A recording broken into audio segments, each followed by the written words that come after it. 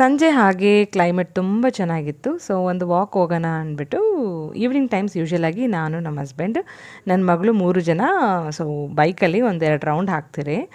So ಇದು park ನೋಡಿದ್ರಿ, ಇಲ್ಲಿ ವಾಕ್ ಮಾಡೋಣ ಅಂತ ಡಿಸೈಡ್ ಆದ್ರಿ. ಆ್ಯಂಡ್ ಇನ್ಫ್ಯಾಕ್ಟ್ ಕ್ಲೈಮೇಟ್ ತುಂಬ ಚೆನ್ನಾಗಿತ್ತು ಆ್ಯಂಡ್ ಈ ವ್ಯೂ ತುಂಬ ಚೆನ್ನಾಗಿದೆ, ಹೋಗೋಣ ಒಂದು ವಾಕ್ ಮಾಡೋಣ ಅಂತ ಡಿಸೈಡ್ ಆಗಿ ಒಳಗೆ ಹೋದ್ರಿ. ಬಟ್ ಅನ್ಫಾರ್ಚುನೇಟ್ಲಿ ತುಂಬ ಬ್ಯಾಡ್ ಸ್ಮೆಲ್ ಬರ್ತಿತ್ತು. ಆ ಕೆರೆ ಆ್ಯಕ್ಚುಲಿ ಫ್ಯಾಕ್ಟ್ರಿ ವೇಸ್ಟೇಜ್ ಆಗಿರ್ಬೋದು, ಡ್ರೈನ್ ವಾಟರ್ಸ್ ಆಗಿರ್ಬೋದು, ಮೇ ಬಿ ಅಲ್ಲಿ ಆ ನೀರೆಲ್ಲ ಬಂದಿದೆ ಅನಿಸುತ್ತೆ. ನನಗೆ ಅದು ತುಂಬ ಇರಿಟೇಟ್ ಆಗ್ತಿತ್ತು. ಒಳಗೆ ಹೋಗಿದ ತಕ್ಷಣ ಬ್ಯಾಡ್ ಸ್ಮೆಲ್ ಬರ್ತಿತ್ತು, ಡ್ರೈನ್ ವಾಟರ್ ಸ್ಮೆಲ್ ಬರ್ತಿದೆ ಅಂತ ನಾನು ಅಂದೆ. ಮತ್ತು ಹಾಗೆ ಹುಡುಗರೆಲ್ಲ ಏನೋ ನೋಡ್ತಾಯಿದ್ರು, ಯಂಗ್ಸ್ಟರ್ಸ್, ಏನದು ಅಂತ ಕೇಳಿದ್ರೆ ಫಿಶ್ ಎಲ್ಲ ಸತ್ತು ಬಿದ್ದಿದೆ ಆಂಟಿ ಅಂತ ಅಂದರು. ಸೊ ನೋಡ್ಬೋದು, ನನಗೆ ಮೇ ಬಿ ನಿಮ್ಗೆ ಕಾಣಿಸ್ತಿದೆ ಅನಿಸುತ್ತೆ, ಅಲ್ಲಲ್ಲಿ ಫಿಶಸ್ ಎಲ್ಲ ಸತ್ತೋಗಿದೆ. ಸೊ ಅದು ನೋಡಿ ನಂಗೆ ಅನ್ನಿಸ್ತು, ಇದು ವಾಟರ್ ಎಷ್ಟು ಗಲೀಜಿರಬೇಕು ಆ್ಯಂಡ್ ಎಷ್ಟು ಕೆಮಿಕಲ್ ಫಿಲ್ಡ್ ಆಫ್ ವಾಟರ್ ಆಗಿರಬೇಕಿದು ಅಂದ್ಕೊಂಡು. ಸೊ ನಾವು ವಾಕ್ ಕಂಪ್ಲೀಟ್ ಮಾಡಿಲ್ಲ, ವಾಪಸ್ ಆದರೆ. ಆ್ಯಂಡ್ ಈ ವಿಡಿಯೋ ಬಂದು ನೆಕ್ಸ್ಟ್ ಡೇ ವ್ಲಾಗ್ ಆಗಿರುತ್ತೆ. ಬಿಕಾಸ್ ನಾವು ನಿನ್ನೆ ಮಂಡೇ ಸೊ ಬುಕ್ಸ್ ತರೋ ಪ್ಲ್ಯಾನ್ ಇತ್ತು. ಸೊ ನನಗೆ ಫಸ್ಟ್ ಸ್ಲಾಟಲ್ಲಿ ಬುಕ್ಸ್ ಸಿಕ್ಕಿಲ್ಲ, ಸೊ ಸೆಕೆಂಡ್ ಸ್ಲಾಟ್ಗೆ ಹೋಗ್ತಾ ಇದ್ದೀನಿ. ಆ್ಯಂಡ್ June 1 ಸ್ಕೂಲ್ ಸ್ಟಾರ್ಟ್ ಆಗುತ್ತೆ, ಅದಕ್ಕೋಸ್ಕರ ಬುಕ್ಸ್ ತೊಗೊಬೇಕಿತ್ತು. So we planned and we went there. ಸ್ಕೂಲ್ಗೆ ಹೋಗಿದ ತಕ್ಷಣ ನನ್ನ ಮಗಳು ಆ್ಯಸ್ ಯೂಶುವಲಾಗಿ ಎಕ್ಸೈಟ್ ಆಗಿಬಿಟ್ಟು ಪ್ಲೇ ಏರಿಯಾಗೆ ಹೋಗಿ ಅವಳು ಎಂಜಾಯ್ ಮಾಡ್ತಿದ್ಲು. ಸೊ ನಾವು ಹಾಗೆ ಫೀಸ್ ಪೇ ಮಾಡಿ ನಂತರ ಬುಕ್ಸ್ಗೆಲ್ಲ ಪೇಮೆಂಟ್ ಮಾಡಿ ಸೊ ಬುಕ್ಸ್ ತೊಗೊಳಕ್ಕೆ ವೆಯ್ಟ್ ಮಾಡ್ತಿದ್ರಿ. ಒಂಚೂರು ಒಂದು 15-20 ಮಿನಿಟ್ಸ್ ವೆಯ್ಟ್ ಮಾಡಿಸಿದ್ರು, ಬಿಕಾಸ್ ಸುಮಾರು ಪೇರೆಂಟ್ಸ್ ಇದ್ದರು. ಲಾಸ್ಟ್ ಇಯರ್ ಆದರೆ ತುಂಬ 1.5 ಅವರ್ ಮೇಲೇ ಆಯ್ತು ಅನಿಸುತ್ತೆ, ಬಿಕಾಸ್ ಅಷ್ಟು ಜನ ಇದ್ದರು ಸ್ಟಾರ್ಟಿಂಗ್ ಸ್ಲಾಟ್ಗೆ ಹೋಗಿದ ತಕ್ಷಣ. ಸೊ ಈ ಸತಿ ಸ್ವಲ್ಪ ಲೇಟ್ ಮಾಡಿದೆ ನಾನೇ. ಸೊ ಯೂಶ್ವಲಾಗಿ ಎಲ್ಲರೂ ಪರ್ಚೇಸ್ ಮಾಡಿಬಿಟ್ಟಿರ್ತಾರೆ, ಸ್ವಲ್ಪ ಜನ ಮಾತ್ರ ನನ್ನಂಥವರು ಸೆಕೆಂಡ್ ಸ್ಲಾಟ್ಗೆ ಹೋಗ್ತಾರೆ. ಆಮೇಲೆ ಬುಕ್ಸ್ ಎಲ್ಲ ತೊಗೊಂಡು ರಿಟರ್ನ್ ಆಗೋ ಟೈಮಲ್ಲಿ ನನ್ನ ಮಗ ನನಗೆ ಶುಗರ್ ಕೇನ್ ಜ್ಯೂಸ್ ಬೇಕು ಪ್ಲೀಸ್ ಕೊಡಿಸಿ ಅಂತ ಹಠ ಮಾಡ್ದ. ಫೈನ್ ಅಂದ್ಬಿಟ್ಟು ನಮ್ಮ ಹಸ್ಬೆಂಡು ಕೊಡಿಸಿದ್ರು.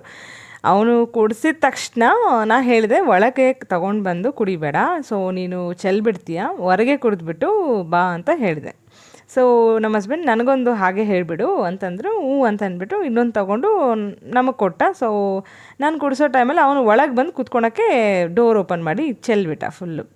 ಚೆಲ್ಲಿದ ನಂತರ ಆ್ಯಸ್ ಯೂಶುವಲಾಗಿ ನನ್ನ ಕೈಲಿ ಸರಿ ಬೈಸ್ಕೊಂಡ. ಸೊ ಅದನ್ನು ನಾನು ಎಕ್ಸ್ಪ್ಲೇನ್ ಮಾಡ್ತಿದ್ದೆ, ಹೀಗೆ ಮಾಡ್ತಾನೆ ಹಾಗೆ ಹೀಗೆ ಅಂತ ಬೈತಿದ್ದೆ. ಸೊ ಅದು ನಮ್ಮ husband actually unfortunately video on ಮಾಡಿದ್ರು, ಸೊ ಅದು ಹಾಗೆ ರೆಕಾರ್ಡ್ ಆಯಿತು. ಸೊ ಅದನ್ನು ಹಾಗೆ ಆ್ಯಡ್ ಮಾಡಿದ್ದೀನಿ ಇದರಲ್ಲಿ ಅಷ್ಟೇ, ಬೈಕೋಬೇಡಿ. ಅವ್ನು ಮಾಡೋ ಕೆಲಸ ಎಲ್ಲ ಈ ಥರದೇ, ಮಾಡಬೇಡ ಅಂದರೆ ಅದು ಮಾಡಿ ತೋರಿಸ್ತಾನೆ. ಸೊ ಜ್ಯೂಸ್ ಎಲ್ಲ ಚೆಲ್ಬಿಟ್ಟೆ, ಇನ್ನೊಂದು ತೊಗೊಂಡು ಕುಡಿ ಅಂತ ಹೇಳಿದ್ರೆ ಅಲ್ಲಿ ಹೋಗ್ಬಿಟ್ಟು ಅಂಕಲ್ ಇನ್ನೊಂದು ಕೊಡ್ತೀರಾ ಅಂತ ಕೇಳ್ತಿದ್ದಾನೆ. ಸೊ ಕೊಡ್ದಿರೇ ಇರ್ತಾರ, ಕೊಡಲೇಬೇಕಲ್ವಾ. ಸೊ ಹೀಗೆ ಒಂದು ಇದಾಯಿತು. ಸೊ ನಾನು ಕ್ಯಾಮ್ರಾ ಕಟ್ ಮಾಡು ಅಂತ ಕಟ್ ಮಾಡಿದೆ. ಸೊ ಮತ್ತೆ ಮನೆಗೆ ಬಂದು ಸೊ ಬೈಂಡಿಂಗ್ ಕಾರ್ಯಕ್ರಮ ನಂದು ಸ್ಟಾರ್ಟ್ ಆಯಿತು. ನಮಗೆಲ್ಲ ಎಷ್ಟು ಎಕ್ಸೈಟ್ ಆಗುತ್ತಲ್ಲ, 90s ಕಿಡ್ಸ್ ಎಲ್ಲ ಬುಕ್ಸ್ ಎಲ್ಲ ಬಂದಿದ ತಕ್ಷಣ ಬುಕ್ಸ್ ನೋಡೋದಕ್ಕೆ, ಅದನ್ನು ನಾವು ಓದೋದಕ್ಕೆಲ್ಲ ಎಕ್ಸೈಟ್ ಆಗಿಬಿಟ್ಟು ಬುಕ್ಸ್ ಎಲ್ಲ ಇಟ್ಕೊಂಡು ಮುಂದೆ ಚೆಕ್ ಮಾಡೋದು ಈಚ್ ಆ್ಯಂಡ್ ಎವ್ರಿ ಬುಕ್ಸ್ನ. ಬಟ್ ಇವಾಗಿರೋ ಜನ್ರೇಷನ್ ಕಿಡ್ಸ್ಗೆ ಮೇ ಬಿ ಇಂಟ್ರೆಸ್ಟ್ ಇರೋಲ್ಲ ಅಂತ ನನ್ನ ಅಭಿಪ್ರಾಯ, ಬಿಕಾಸ್ ಅವ್ರಿಗೆ ಅಷ್ಟೇನು ಎಕ್ಸೈಟ್ ಏನಾಗಿಲ್ಲ. ಸೊ ನನ್ನ ಮಗ ಅಂತೂ ಬುಕ್ ಮುಟ್ಟೇ ಇಲ್ಲ. ನಾನು ಬೈತಿದ್ದೆ, ಒಂದು ಸ್ವಲ್ಪ ಆದರೂ ಬುಕ್ ಚೆಕ್ ಮಾಡೋಕ್ಕಾಗಲ್ವಾ ಅಂತ ಕೇಳಿದ್ರೆ, ಹಾಂ ನಾನು ನೋಡಿದೆಮ್ಮ ಅಂತಾನೆ. ಸೊ ಆ ಟೈಪ್ ಆಫ್ ಪರ್ಸನ್ ಅವನು. ಅಷ್ಟೆಲ್ಲ ಎಕ್ಸೈಟ್ ಆಗಿಬಿಟ್ಟು ಓದೋದೆಲ್ಲ ಏನೂ ಮಾಡಲ್ಲ. ಸೊ ಆ್ಯಾವ್ರೇಜಾಗಿ ಓದ್ತಾನೆ ಅಷ್ಟೇ. ಆ್ಯಂಡ್ ಬುಕ್ಸ್ ಎಲ್ಲ ನೋಡಿ ನಾನು ಜಸ್ಟ್ ಹಾಗೆ ತೋರಿಸ್ತಾ ಇದ್ದೀನಿ ಕ್ಯಾಮ್ರಾಗೆ. ಸೊ ಇದು ಕಂಪ್ಯೂಟರ್ ಟೆಕ್ಸ್ಟ್ ಬುಕ್ ಅನಿಸುತ್ತೆ. ಆ್ಯಂಡ್ ಸಮಥಿಂಗ್ ಕೋಡಿಂಗ್ ಎಲ್ಲ ಇದೆಪ್ಪ ಇವರಿಗೆ, ನಮಗೆಲ್ಲ ಇದ್ದಿಲ್ಲ ಆ ಟೈಮಲ್ಲಿ. ಸೊ ಟೆಕ್ಸ್ಟ್ ಬುಕ್ಸ್ ಎಲ್ಲ ಸೊ ಟೆಕ್ಸ್ಟ್ ಬುಕ್ಸ್ ಮೇಲೆ ಫಸ್ಟು ಮಾರ್ಕರಲ್ಲಿ ಹೆಸರು ಬರೀಬೇಕು. ಸೊ ಅದು ರೂಲ್ ಅವ್ರ ಸ್ಕೂಲಲ್ಲಿ. ಬಿಕಾಸ್ ಇನ್ ಕೇಸ್ ಮಿಸ್ ಆದರೂ ಕೂಡ ಮಾರ್ಕರಲ್ಲಿ ಬರೆದಿದ್ರೆ ಯಾರು ಏನೂ ಮಾಡೋಕ್ಕಾಗಲ್ಲಲ್ವ. ಸೊ ಎಲ್ಲದರಲ್ಲಿ ಬರೆದ್ಬಿಟ್ಟು ಆನಂತರ ಬೈಂಡಿಂಗ್ ಮಾಡಿ ಸೊ ಸ್ಟಿಕ್ಕರ್ ಪ್ಲೇಸ್ ಮಾಡಿ ಸ್ಟಿಕ್ಕರ್ ಮೇಲೇನೂ ಹೆಸರು ಬರೀಬೇಕಾಗತ್ತೆ. ಸೊ ನಮ್ಮದು ಬಂದು ಟ್ರಾನ್ಸ್ಪರೆಂಟ್ ಬೈಂಡಿಂಗ್ ಇರಬೇಕು. ಸೊ ಬ್ರೌನ್ ಬೈಂಡಿಂಗ್ ಆಗಿರಲಿ, ಬೇರೆ ಕಲರ್ಸ್ ಎಲ್ಲ ಅಲೋ ಮಾಡಲ್ಲ. ಸೊ ಈ ಥರ ಇರುತ್ತೆ. ಕೆಲವೊಂದು ಸ್ಕೂಲಲ್ಲಿ different kind of methods use ಮಾಡ್ತಾರೆ. ಸೊ ಇವ್ರ ಸ್ಕೂಲಲ್ಲಿ ಈ ರೀತಿ ಹೇಳ್ತಾರೆ. ಸೊ ಟ್ರಾನ್ಸ್ಪರೆಂಟಾಗಿರಬೇಕು, ಎಲ್ಲ ಟೆಕ್ಸ್ಟ್ ಬುಕ್ಸು ಕಾಣಬೇಕು ಅವ್ರಿಗೆ. ಸೊ ನೀವು ಬ್ರೌನಲ್ಲೆಲ್ಲ ನೀವು ಬೈಂಡಿಂಗ್ ಮಾಡಬಾರ್ದು ಅಂತ ಹೇಳ್ತಾರೆ. ಸೊ ನಮ್ಮ ಟೈಮಲ್ಲೆಲ್ಲ ಬ್ರೌನ್ ಬೈಂಡಿಂಗೇ ಆಲ್ಮೋಸ್ಟ್ ಇರುತ್ತಲ್ವ. ಸೊ ಅದನ್ನು ಎಷ್ಟೊಂದು ಸರ್ಕಸ್ ಮಾಡ್ತಿರ್ತೀರಿ, ಅದನ್ನು ಇಟ್ಕೊಂಡು ಸ್ಕೇಲಲ್ಲೆಲ್ಲ ಮೆಜರ್ಮೆಂಟ್ ಮಾಡಿ ಕಟ್ ಮಾಡಿ ಹಾಕಿ ಭಯಂಕರವಾಗಿ 2 days ಮ್ಯಾಕ್ಸಿಮಮ್ 2 to 3 days ನಾವು ಬೈಂಡಿಂಗಲ್ಲೇ ಫುಲ್ ಟೈಮ್ ವೇಸ್ಟ್ ಮಾಡ್ತಿರ್ತೀರಿ. ಸೊ ಇವಾಗ ಇದೊಂದು ಸ್ವಲ್ಪ ಈಸಿ ಮೆಥಡಾಗಿ ನಾನು ಬೈಂಡಿಂಗ್ ಮಾಡಿಕೊಂಡೆ. ಇದೊಂದು ರೋಲ್ ಸಿಗುತ್ತೆ, ಟ್ರಾನ್ಸ್ಪರೆಂಟಾಗಿ ಇರುತ್ತಲ್ವ. ಸೊ ನಾನು ಸೈಡ್ಸಲ್ಲೆಲ್ಲ ಫೋಲ್ಡ್ ಮಾಡಿಕೊಂಡು ಹಾಗೆ ಕ್ಲೋಸ್ ಮಾಡಿ ಎಷ್ಟು ಬೇಕೋ ಅಷ್ಟು ಕಟ್ ಮಾಡಿ ಒಂದು ಮೆಥಡಲ್ಲಿ ಮಾಡಿದೆ. ಸೊ ನನಗೆ ಆಲ್ಮೋಸ್ಟ್ ಒಂದು 2 hours ಆಯ್ತು ಅನಿಸುತ್ತೆ ಬೈಂಡಿಂಗ್ ಮಾಡೋ ಅಷ್ಟರಲ್ಲಿ. ಸೊ ಬೈಂಡಿಂಗ್ ಮಾಡಿ ಸ್ಟಿಕ್ಕರ್ ನನ್ನ ಮಗ ಅಂಟಿಸ್ತಾ ಇದ್ದ. ಸೊ ಅಂಟಿಸಿದ ನಂತರ ನಾನು ಅದನ್ನು ಬರೆದು ಅವ್ನು ಕೊಟ್ಟೆ. ಸೊ ಎಲ್ಲ ಟೆಕ್ಸ್ಟ್ ಬುಕ್ಸು ಸಿಕ್ಕಿದೆ except Kannada. May be almost every year Kannada ಮಾತ್ರ ಸ್ಕೂಲ್ಸ್ ಕ್ಲಾಸಸ್ ಸ್ಟಾರ್ಟ್ ಆದಮೇಲೆ ಬರುತ್ತೆ ಅನಿಸುತ್ತೆ. ಸೊ ಅಲ್ಲಿವರೆಗೂ ಕೊಡೋಲ್ಲ. ಆಲ್ಮೋಸ್ಟ್ ಎಲ್ಲ ಸ್ಕೂಲಲ್ಲಿ ಹಾಗೇ ಇರುತ್ತೆ ಅಂತ ನನ್ನ ಅಭಿಪ್ರಾಯ. ಆ್ಯಂಡ್ ಇವ್ರ ಸ್ಕೂಲಲ್ಲಿ ಅದೇ ರೀತಿ ಇದೆ. ಆ್ಯಂಡ್ ಸ್ಕೂಲ್ ವೈಸ್ ಹೇಳಬೇಕಂತಂದರೆ ಇದು ಡೀಸೆಂಟ್ ಎನಫ್, ತುಂಬ ಚೆನ್ನಾಗಿದೆ. ಹಾಗನ್ಬಿಟ್ಟು ತುಂಬ ಕ್ರೌಡ್ ಇಲ್ಲ, ತುಂಬ ನ್ಯೂಸೆನ್ಸ್ ಏನು ಕ್ರಿಯೇಟ್ ಮಾಡಲ್ಲ. ಆ್ಯಂಡ್ ಫೀಸ್ ಸ್ಟ್ರಕ್ಚರ್ಸ್ ಕೂಡ ಎಬೋ ಆ್ಯಾವ್ರೇಜ್ ಇದೆ. ಸೊ ತುಂಬ ತೀರ ಕಡಿಮೆ ಅಲ್ಲ, ಹಂಗನ್ಬಿಟ್ಟು ತುಂಬ ಜಾಸ್ತಿ ಏನಲ್ಲ, ಬೆಟರಾಗಿದೆ, ಬೆಟರ್ ಫೀಸ್ ಸ್ಟ್ರಕ್ಚರ್ ಇದೆ. ಸೊ ನನಗೆ ಖುಷಿ ಆಯಿತು ಈ ಸ್ಕೂಲು. ಫಸ್ಟು ಅವನು ಆರ್ಕಿಡ್ಸಲ್ಲಿ ಓದ್ತಿದ್ದ.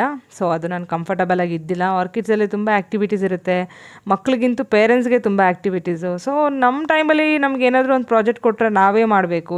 ಇವ್ರ ಸ್ಕೂಲಲ್ಲಿ ಆರ್ಕಿಡ್ಸಲ್ಲಿ ಪೇರೆಂಟ್ಸೇ ಮಾಡಬೇಕಾಗಿರೋ ಪರಿಸ್ಥಿತಿ ಇದೆ. ಸೊ ಅದು ನನಗೆ ಸರಿ ಅನಿಸಿಲ್ಲ. ಸೊ ಎಲ್ಲದಕ್ಕೂ ಅವರು ಕಲಿತ್ರೆ ಅದು ಬೆಟರ್ ಆಗಿರುತ್ತೆ. ಸೊ ನಾವು ಮಾಡಿ ನಮಗೇನು ಯೂಸ್ ಇರಲ್ಲ.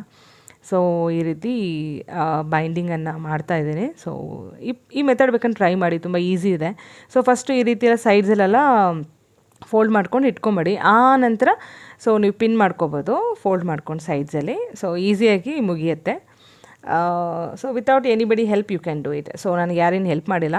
ಒಂದು ಸಮ್ಟೈಮ್ಸ್ ನನ್ನ ಮಗ ಬಂದು ನಾನು ಮಾಡ್ತೀನಿ ಅಂತ ಬಂದು ಟಾರ್ಚರ್ ಮಾಡಿದೆ, ಬೈದು ಕಳಿಸ್ದೆ. ಮತ್ತು ಅದು ಶೀಟೆಲ್ಲ ವೇಸ್ಟ್ ಆಗುತ್ತೆ. ಸೊ ಅದಕ್ಕೋಸ್ಕರ ಆಲ್ಮೋಸ್ಟ್ ಇವಾಗ ಎಲ್ಲ ಮಕ್ಕಳಿಗೂ ಸ್ಕೂಲ್ ಸ್ಟಾರ್ಟ್ ಆಗಿದೆ ಅಂದ್ಕೊತೀನಿ. ಮಂಡೆಯಿಂದ ಸುಮಾರು ಮಕ್ಕಳಿಗೆ ಸ್ಕೂಲ್ ಸ್ಟಾರ್ಟ್ ಆಗಿದೆ. ನಮ್ಮ ಅಪಾರ್ಟ್ಮೆಂಟಲ್ಲಿ ಮಕ್ಕಳೆಲ್ಲ ಸ್ಕೂಲ್ಗೆ ಹೋಗ್ತಿದ್ದಾರೆ. ಇನ್ಫ್ಯಾಕ್ಟ್ ನನ್ನ ಮಗನಿಗೆ 28 ಅಂತ ಇತ್ತು. ಸೊ ಆನಂತರ ಸ್ಕೂಲಲ್ಲಿ ಮೆಸೇಜ್ ಬಂತು 28 ಅಲ್ಲ, ಸೊ ಫಸ್ಟಿಂದ ಸ್ಕೂಲ್ ಸ್ಟಾರ್ಟ್ ಆಗುತ್ತೆ ಅಂದ್ಬಿಟ್ಟು. ಡಿಸಪಾಯಿಂಟ್ ಆದೆ, ಬೇಗ ಸ್ಕೂಲ್ ಸ್ಟಾರ್ಟ್ ಆದರೆ ಚೆನ್ನಾಗಿರುತ್ತೆ ಅಂದ್ಬಿಟ್ಟು. ಸೊ ತುಂಬ ಟೈಮ್ ವೇಸ್ಟ್ ಮಾಡ್ಕೊಂಡು ಮನೇಲಿ ಕೂತಿದ್ದ.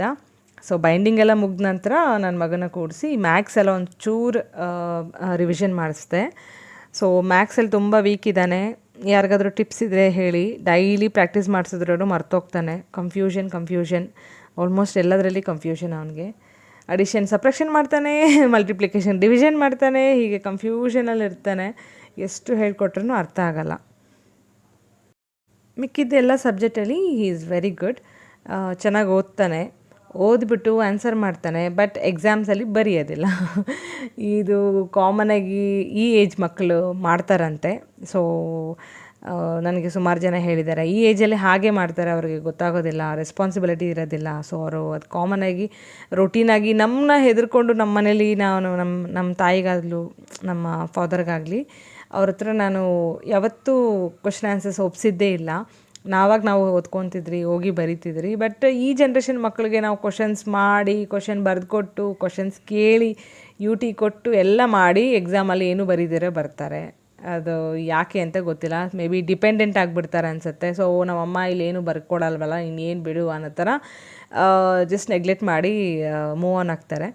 ಸೊ ಅದೊಂದು ನನಗೆ ಈ ವರ್ಷದಿಂದ ಸ್ವಲ್ಪ ಚೇಂಜ್ ಮಾಡೋಣ ಅಂತ ಡಿಸೈಡ್ ಆಗಿದ್ದೀನಿ. ಅವ್ನ ಕೈಯಲ್ಲೇ ಕ್ವಶನ್ಸ್ ಬರೆಸಿ ಅವ್ನ ಕೈಯಲ್ಲೇ ಆನ್ಸರ್ಸ್ ಬರ್ಸೋ ಥರ ಮಾಡೋಣ ಅಂತ ಪ್ಲ್ಯಾನ್ ಮಾಡಿದ್ದೀನಿ. ಬಿಕಾಸ್ ಅವ್ನಿಗೆ ಕ್ವಶನ್ಸ್ ಅನ್ನೋದು ಗೊತ್ತಾಗಬೇಕು. ಅವ್ನಿಗೆ ನಾನು ಕ್ವಶನ್ಸ್ ಕೇಳ್ತೀನಿ, ಆನ್ಸರ್ ಮಾಡ್ತಾನೆ ಅಷ್ಟೇ. ಎಕ್ಸಾಮ್ಸಲ್ಲಿ ಕ್ವಶನ್ ಓದ್ಬಿಟ್ಟು ಆನ್ಸರ್ ಬರೀಬೇಕು ಅನ್ನೋದು ಕಾನ್ಸೆಪ್ಟೇ ಇಲ್ಲ ಅವ್ನ ಮೈಂಡಲ್ಲಿ. ಸೊ ಈ ವರ್ಷ ಅದನ್ನು ಚೇಂಜ್ ಮಾಡಬೇಕು. ಅವನೇ ಕ್ವಶನ್ ಓದಿ ಅವನೇ ಆನ್ಸರ್ ಬರೆಯೋ ಥರ ಮಾಡಬೇಕು ಅಂತ ನಾನು ಡಿಸೈಡ್ ಆಗಿದ್ದೀನಿ. ಸೊ ಯಾರಾದರೂ ಮಕ್ಕಳು ಓದ್ತಾ ಇಲ್ಲ, ನಿಮ್ಮ ಮೇಲೆ ಡಿಪೆಂಡ್ ಆಗಿದ್ದರೆ ನೀವು ಆದಷ್ಟು ಚೇಂಜ್ ಮಾಡಿ. ಅಂದರೆ ಅವರೇ ಓದೋ ಥರ, ಅವರೇ ಕ್ವಶನ್ಸ್ ಮಾಡೋ ಥರ, ಆನ್ಸರ್ಸ್ ಮಾಡೋ ಥರ ನೀವು ಚೇಂಜ್ ಮಾಡಿ ನೋಡಿ, ಸ್ವಲ್ಪ ಡಿಫ್ರೆನ್ಸ್ ಗೊತ್ತಾಗ್ಬೋದು. ಸೊ ಇದು ನನ್ನ ಪರ್ಸ್ನಲಾಗಿ ನನ್ನ ಸಿಸ್ಟರ್ ಹೇಳಿದ್ರು. She is a teacher. And ಅವಳು ಹೇಳಿದ್ದು ಏನಂತಂದರೆ, ನೀನು ತುಂಬ ಅವನಿಗೆ ಫೋರ್ಸ್ ಮಾಡಿ ಓದಿಸ್ತಿದ್ಯಾ, ಅದು ಮಾಡಬೇಡ, ಅವನು ಓದೋಕ್ಕೆ ಬಿಟ್ಬಿಡು, ಅವನು ಓದ್ತಾನೆ ಅಂದ್ಬಿಟ್ಟು. ಲೆಟ್ಸ್ ಟ್ರೈ ದಿಸ್ ಇಯರ್ ಅಂದ್ಬಿಟ್ಟು ಸುಮ್ಮನೆ ಅದೇ. ಆ್ಯಂಡ್ ಅವನು ಇವಾಗ 4th ಸ್ಟ್ಯಾಂಡರ್ಡ್, ಇನ್ನೂ ಚಿಕ್ಕವನೇ. ಸೊ 6th 7th ಬಂದಮೇಲೆ ಮೇ ಬಿ ಚೇಂಜ್ ಆಗ್ಬೋದು. ಆ್ಯಂಡ್ ನನಗೆ ಬೈಂಡಿಂಗ್ ಆಗೋಷ್ಟರಲ್ಲಿ ಫುಲ್ ಬ್ಯಾಕ್ ಪೇನ್ ಬಂದುಬಿಡ್ತು. ಬಟ್ ಅವತ್ತೇ ಕಂಪ್ಲೀಟ್ ಮಾಡಬೇಕು ಅಂತ ಡಿಸೈಡ್ ಆದೆ. ಬಿಕಾಸ್ ನನಗೆ ವರ್ಕೆಲ್ಲ ಇನ್ಕಂಪ್ಲೀಟ್ ಮಾಡೋದು ನನಗೆ ಇಷ್ಟ ಆಗೋಲ್ಲ. ಕಂಪ್ಲೀಟ್ ಮಾಡಿಬಿಡ್ಬೇಕು, ಅದು ಎಷ್ಟೊತ್ತಾದರೂ ಆಗಲಿ ಅಂದ್ಬಿಟ್ಟು. ಸೊ ಐ ವಾಸ್ ಜಸ್ಟ್ ಹಾಗೆ ಫೋರ್ಸಾಗಿ ಮಾಡ್ತಾಯಿದ್ದೆ. ಆಲ್ಮೋಸ್ಟ್ 3:30 ಆಗೋಯಿತು. ಊಟ ಸಹ ಮಾಡಿಲ್ಲ. ನಮ್ಮ ಹಸ್ಬೆಂಡ್ ಬಂದು ಬೈತಿದ್ರು, ಊಟ ಮಾಡಿ ಬೇಕಾದರೆ ಮಾಡ್ಬೋದಲ್ಲ, ಅಷ್ಟೊಂದು ಇಂಪಾರ್ಟೆನ್ಸ್ ಏನದಕ್ಕೆ, ಸೈಡ್ಗೆ ಇಟ್ಬಿಟ್ಟು ಊಟ ಮಾಡು ಅಂತ ಬೈದರು. ಸೊ ನಾನು ಓಕೆ ಫೈನ್ ಅಂದ್ಬಿಟ್ಟು ಮುಗಿಸ್ಬಿಟ್ಟೆ ಆನಂತರ ಊಟ ಮಾಡಿದೆ. ಊಟ ಆಗಿ ಬುಕ್ಸ್ ಎಲ್ಲ ಎತ್ತಿಟ್ಟು ಐ ವಾಸ್ ಸ್ಯಾಟಿಸ್ಫೈಡ್, ಒಂದು ಕೆಲಸ ಮುಗೀತಪ್ಪ ಅಂದ್ಬಿಟ್ಟು. ಹೋಪ್ ನಿಮ್ಗೆ ಈ ವಿಡಿಯೋ ಇಷ್ಟ ಆಗಿದೆ ಅಂದ್ಕೊತೀನಿ. ಇನ್ ಕೇಸ್ ನೀವೇನಾದರೂ ನನ್ನ ಚಾನಲ್ ಫಸ್ಟ್ ಟೈಮ್ ನೋಡ್ತಿದ್ರೆ ಪ್ಲೀಸ್ ನನ್ನ ಚಾನಲ್ಗೆ ಸಬ್ಸ್ಕ್ರೈಬ್ ಮಾಡಿಕೊಂಡು, ವಿಡಿಯೋ ಇಷ್ಟ ಆಗಿದ್ರೆ ಪ್ಲೀಸ್ ಲೈಕ್ ಮಾಡಿ. ಯಾರಿಗಾದರೂ ಡೈಲಿ ವ್ಲಾಗ್ಸ್ ಇಷ್ಟ ಇದ್ದರೆ ನಿಮ್ಮ ಫ್ರೆಂಡ್ಸ್ ಫ್ಯಾಮಿಲಿ ಮೆಂಬರ್ಸ್ಗೆ ಶೇರ್ ಮಾಡಿ. ಸೊ ಈ ವಿಡಿಯೋ ಹೇಗಿದೆ ಅಂತ ಕಮೆಂಟ್ ಬಾಕ್ಸಲ್ಲಿ ತಿಳಿಸಿ ಅಂತ ಹೇಳ್ತಾ ಈ ವಿಡಿಯೋ ಎಂಡ್ ಮಾಡ್ತಾಯಿದ್ದೀನಿ. Meet you in another interesting video ಅಂತ ಹೇಳ್ತಾ ಟೇಕ್ ಕೇರ್, ಬಾಯ್.